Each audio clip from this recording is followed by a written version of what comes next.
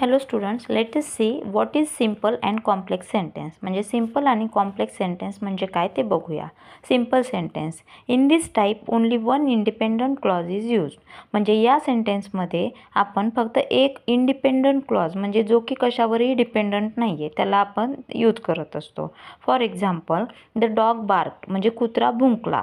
He goes to the market, तो मार्केटला जातो आहे. वर्क हॅज फिनिश्ड म्हणजे काम संपलं आहे, ऑलरेडी संपून पूर्ण झाला आहे. My friends are coming to my house म्हणजे माझे फ्रेंड्स माझ्या घरी येत आहेत. म्हणजे हे सगळे इंडिपेंडंट क्लॉज आहेत, त्याला कशाचा बेस घेण्याची हेल्प घेण्याची गरज नाही आहे.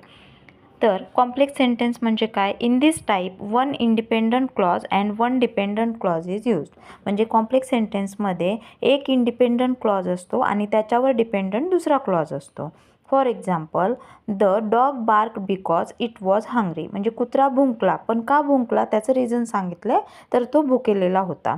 ही goes to the market so he can buy vegetables म्हणजे तो मार्केटला जातोय, का जातोय तर त्याला भाज्या खरेदी करायच्या आहेत म्हणून.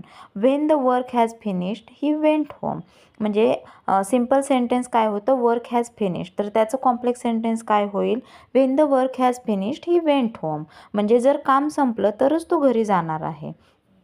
माय friends are coming to my house because I invited them for my birthday म्हणजे माझे फ्रेंड्स माझ्या घरी येत आहेत, पण का बरं, तर माझा बर्थडे आहे म्हणून मी त्यांना इन्व्हाइट केलं आहे.